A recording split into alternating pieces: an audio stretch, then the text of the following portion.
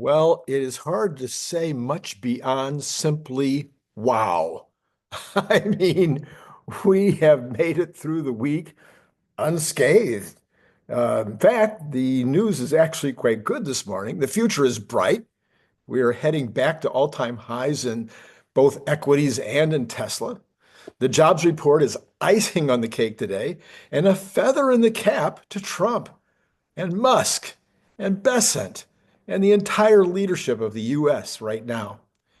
If the economy is this strong during the transition to the new paradigm, which I've been talking about all week, it bodes very well for how things will look in the future. I mean, this is supposed to be the time when it's going to be some rough spots and some difficulties. And what I'm seeing is what I think is happening here, which I didn't take into consideration. We talked about it, but I didn't think it would be this strong, is that the transition is happening faster than we think because entrepreneurs are getting ahead of this. They're sitting there going, what can we do? How can we take advantage of this new paradigm? And they're already making the moves. They're already making the hires. They're already building the buildings or are renting the new facilities and moving stuff into those new facilities. And it's happening faster than expected. And as a result, the decrease in government employees, which are non-productive positions, that decrease in government employees is showing up in productive jobs. And those productive jobs may be already impacting the economy and also the jobs reports. Anyway, the real Donald Trump this morning says gasoline just, this quote, gasoline just broke $1.98 a gallon. This is the lowest in years. Groceries and eggs down, energy down, mortgage rates down, employment strong, and more good news as billions of dollars pour in from tariffs. He says, just like I said, and we're only in a transition stage, just getting started. Consumers have been waiting for years to see pricing come down. We've got no inflation, so the Fed should lower its rate. We have zero inflation and good job numbers. This is an opportunity. This is not Trump anymore. This is Randy. This is an opportunity for the Fed for once to get ahead or to at least be in a neutral position in terms of not being too far ahead and not being too far behind. It needs to make this move now. Now, apparently, the economy is not going to need this move. The economy is not going to need them to drop the interest rates by a quarter or a half or a full percent this year. It's not the economy that's going to need it. It is just an additional benefit to everybody, to every one of us. It would be like if all of a sudden the gasoline went down another 50 cents. It's just a savings to all of us if the Fed lowers rates. Hopefully the bonds will come down too, but they certainly aren't this morning because when do bonds go down? Well, they mostly go down when there's a little bit of softness in the economy, and we have such strong numbers this morning. Anyway, this is from NASDAQ.com this morning. Tesla's recent, this is a bar chart. And NASDAQ is quoting barchart.com. Tesla's recent outperformance is driven by upcoming launches of a robotaxi service in Austin and the Optimus humanoid robots. These new growth drivers will take time to scale, but could lead to positive momentum for the stock. That's what I've been saying. Despite headwinds in the auto business, Tesla's on track to release lower cost models and the mass production of Cybercab in 2026. A resolution to the tariff conflict should also boost Tesla's stock. Investors are optimistic about Musk's renewed focus on the business and the operational adjustments to increase deliveries and introduce more affordable EVs while competing with rivals. On April 22nd, Tesla reported its Q1 results, and its shares surged more than 25% within a span of 6 trading sessions. Following the release, its revenues were at $19.3 billion, down 9.2% for the year. The company's adjusted EPS declined 40% year over year to 27 cents. But for the current fiscal year ending in December, analysts expect Tesla's EPS to decline 30%. Company's earnings surprised history is mixed. It beat the consensus estimate in 2 of the last 4 quarters while missing the forecast in the other 2 occasions. But guess what? The stock is up. This is from John CHR08. Sorry. If you want to find this guy, it's John CHR 08117285. I don't know how he thinks anybody's ever going to find him. He says, I went over 200 total rides with Uber as of last night, and thus far my Tesla FSD has received a perfect rating from folks all over Houston, Texas. He says it's interesting that only about 50% provide ratings at all. Does anyone else doing Uber get these kind of results? This is from, I had some technical problems this morning. I could be running into some, okay, so this is continuing the NASDAQ.com article. Shares of the EV giant, Among the 41 analysts covering Tesla stock, the consensus is a hold. That's based on 16 strong buys, 2 moderate buys, 13 holds, and 10 strong sells. So quite a range there. Reuters says car buyers can already order a new Model Y across most of Europe, but Tesla's websites in Germany, Britain, France, and Italy all say that estimated deliveries will start in June. It will take a couple of months before sales data show up in this version because this version of the car is not getting out to consumers. So this is a big surprise to me. Is this a surprise to you? I haven't seen anything yet that suggested that Berlin was behind in getting cars out the door. Or are they shipping them to where? Where are they going? I know Norway's gotten some. But anyway, you're going to see some headlines out there that Tesla's sales are terrible still in Europe. And that could be because the shipments haven't started to these countries. Let me know in the comments below. Have you seen anything about this? Can you help me understand what's going on? All right, Barron's says this morning, Tuesday evening, Waymo announced a partnership with Toyota to develop self-driving technology for personally owned vehicles and commercial applications. We knew that. The partnership allows you to train an autonomous vision language action model without capturing real-world vision data. It does? Oh, I'm sorry. I got a word wrong here. Let me start over. Would you give me a break here? The partnership shows you can't train an autonomous vision language action model without capturing real-world vision data, writes Morgan Stanley analyst Adam Jonas on Wednesday. He called the Waymo-Toyota partnership a major milestone and a legit competition for Tesla. The emergence of AI has increased the need for developers to capture real-world data to train the driving models. Data and AI have become far more important than sensors. Well, if Jonas gets that, why does he? Anyway, in that regard, Musk was right. Alphabet-controlled Waymo and Tesla are the only ones with AI computing power and real-world driving data. Tesla arguably has more data, no kidding, by tons.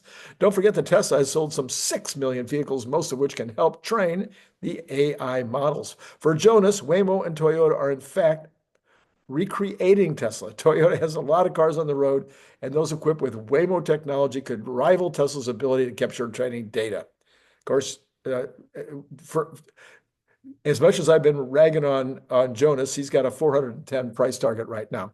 This is Randy Kirk. Hit the like, hit the subscribe, hit the notify. You should like you should like what I'm talking about this morning. You should like the program. We get into the details. We get into the nitty-gritty, and I have to say, on this channel, I've been right over and over and over this week. I've called it and called it and called it again.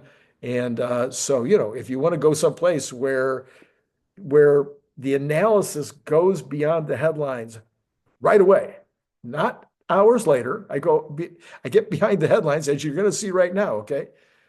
Total non-farm payroll employment increased by 177,000 in April. The unemployment rate was unchanged at 4.2% and remained in a narrow range of 4.0 to 4.2% since May of 2024. So for an entire year now, we've been between 4.0 and 4.2. That's so interesting. But remember, all of last year, it was propped up by government employment, and now we're switching, all right? The number of unemployed people at 7.2 million changed little in April.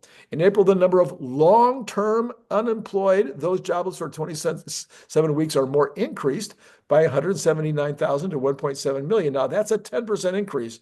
So that is an important number to pay attention to. We've got to keep watching that month over month.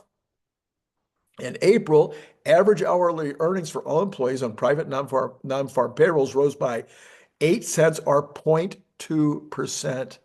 This is excellent. We're finally in the Fed's range.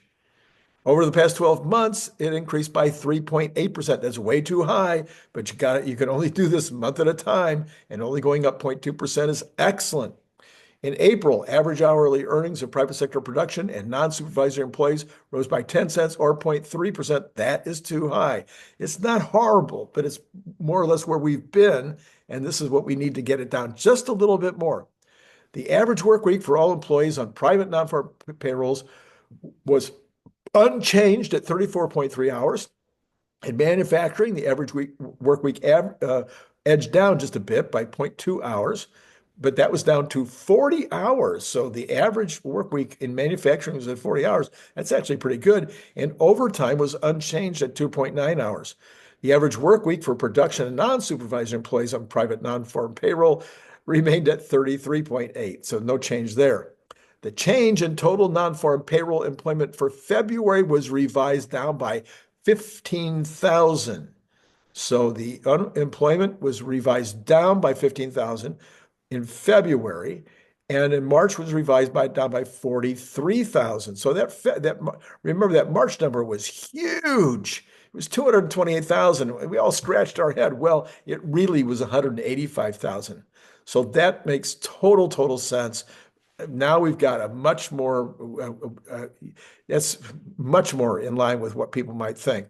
So real E.J. Antoni says this morning, he says, keep at it, Doge. Jobs in the federal government declined again in April, fourth month in a row, essentially reversing the 9 months of the Biden administration. And also, annual job growth for native-born Americans was 1.1 million in April, thanks in large part to gains since January, even after adjusting for seasonability. So we've got real jobs in the real economy with real Americans, citizens, as opposed to illegal immigrants. Well, I mean, the news just gets better and better and better.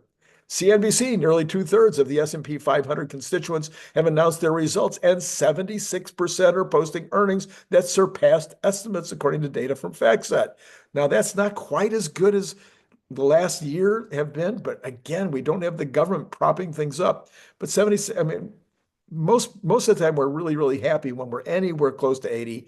78 is really good, but 76 is still strong. I don't think anybody expected the numbers to be beating on 76% of the reports. Quote, I think obviously you have some dialing back of the tariff intensity, but Q1 earnings have been a huge driver behind the rally we're seeing in the S&P, according to Adam Crisaful, Vital Knowledge Finder, said during CBS's closing bell. All right. Maybe you'd like to end today's program, or my news part of today, with one more piece of good news. This is breaking. New orders for manufactured goods in March, up 3 consecutive months, increased by 25.7 billion or 4.3%. According to the U.S. Census Bureau, this followed a 0.5% February increase. Shipments, now those were orders, shipments down following 4 consecutive monthly increases, decreased by 0.6 billion or 0.1%. So barely down on shipments after 3 solid months. This followed a 0.7% February increase. Unfilled orders, up 8 of the last 9 months, increased to 27%, 2%. This followed a 0.1% February increase. The unfilled orders to shipments ratio was 6.98, up from 6.81. Well, it's good news all over the place. All right, let's take a look at where the stock market is right now. So we got Tesla up 0.7% this morning, sitting at 282.48. It was as high as 285, 286 this morning. So we'll hope that it bounces back. It looks like the rest of the market is starting to trend back upwards. Yeah, definitely heading upwards. So you got the Dow Jones up 1.11.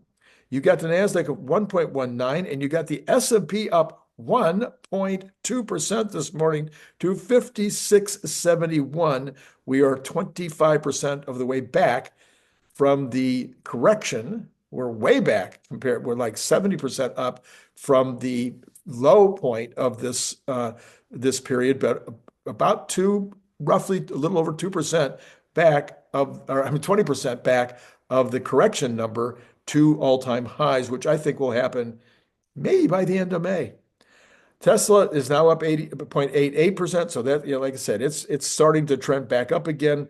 I think we can end up having a really good day. Apple is down, of course, based on their numbers yesterday, down 3%, but it is moving up very strongly because I think they recognize this is a one out and it's not going to continue. Google up 1.86%, and Amazon only down 0.51%, given their kind of soft guidance, only being down 0.51% and looking like it's going to go into the green. Is pretty darn good. I mean, it looks like, yeah, you see it's only down 0.38. It is headed toward the green. NVIDIA up 1.82 on good news this morning. Boy, Meta up 3.49, Microsoft up 2.80. Yeah, the day is shaping up well. All of the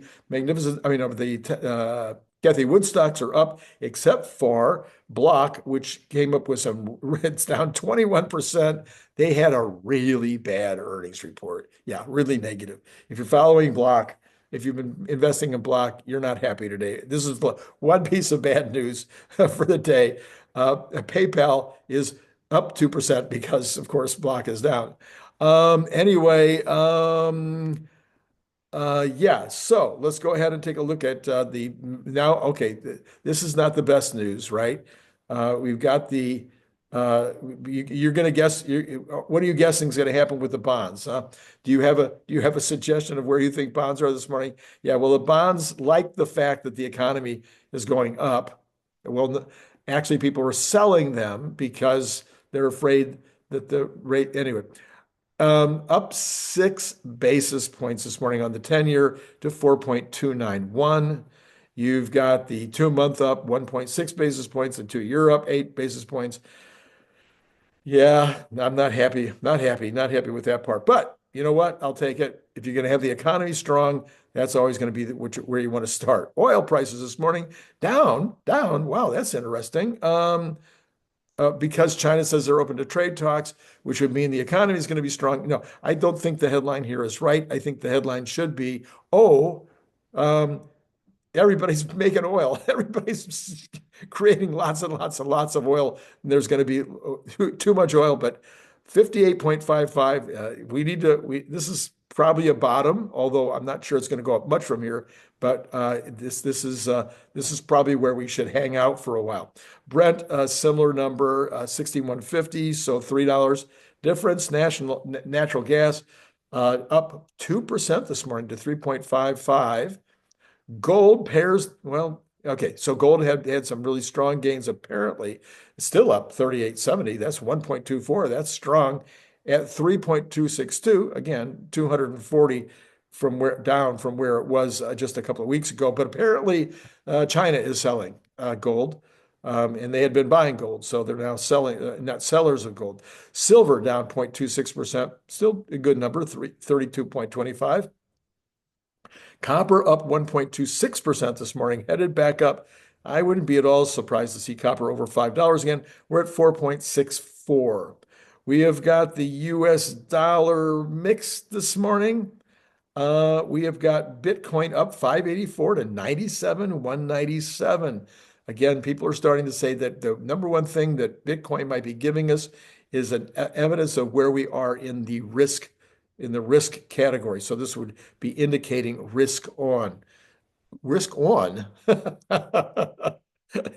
Yeah, going back to my St. Louis University, I grew up in a Jewish neighborhood. I used to say 𝐒𝐚𝐽 and 𝐒𝐚𝐽 and coffee and stuff like that, but I lost that accent when I was about 12, I guess 13.